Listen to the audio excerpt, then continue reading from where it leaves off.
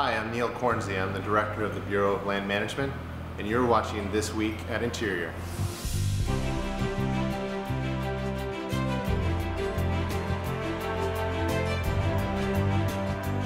This Week at Interior. Secretary Jewell on hand this week to help mark the 75th anniversary of an iconic moment at the Lincoln Memorial.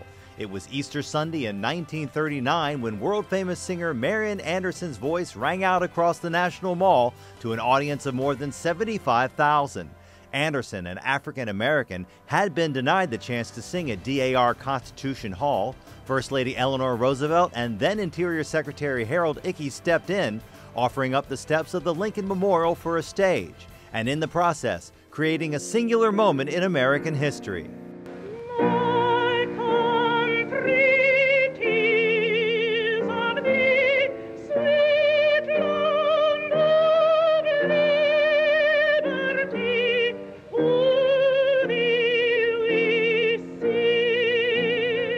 Marian Anderson's stand-in on this occasion, 10-year-old Sky Jabali Rainey, also wowed the 2014 crowd. From every mountainside,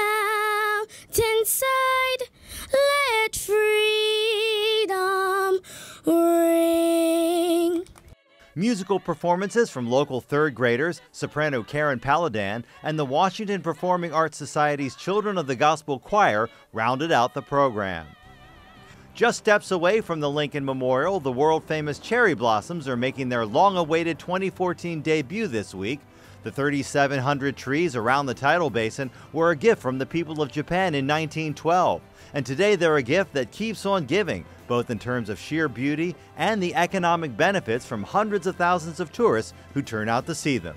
Secretary Jewell released a new mitigation strategy this week aimed at balancing the needs of infrastructure development with conservation of natural and cultural resources. Jewell says the strategy will help shift from a project-by-project approach to a more predictable and effective management of public lands. We can actually think more holistically about landscapes. What areas are too special to develop? What areas have high development potential? And how can we deconflict those so that people go into these landscapes understanding how they can develop and how they can mitigate, and we can marry the two together. If we work together, it doesn't have to be either conservation or development, we can have both. To see the entire mitigation strategy, check out DOI.gov. With the 2014 wildfire season fast approaching, Secretary Jewell joined Agriculture Secretary Tom Vilsack and White House Counsel on Environmental Quality Acting Chair Mike Boots this week to release the administration's National Cohesive Wildland Fire Management Strategy.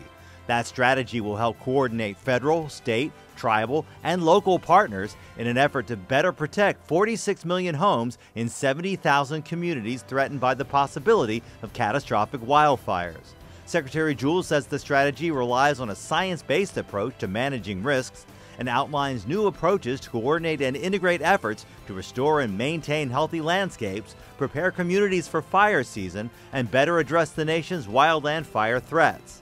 In addition to the strategy, the President's fiscal year 2015 budget, released in March, outlines a new framework for funding fire suppression by treating extreme fires like other natural disasters.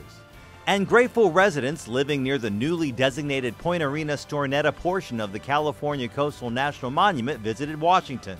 They made the trek to the nation's capital to express their gratitude to the Obama administration for the action that will ensure the stunning natural beauty and important habitat in the area will be preserved for generations to come. The designation is expected to provide an economic shot in the arm for the area, with revenue generated from increased tourism and outdoor recreation. That's This Week at Interior.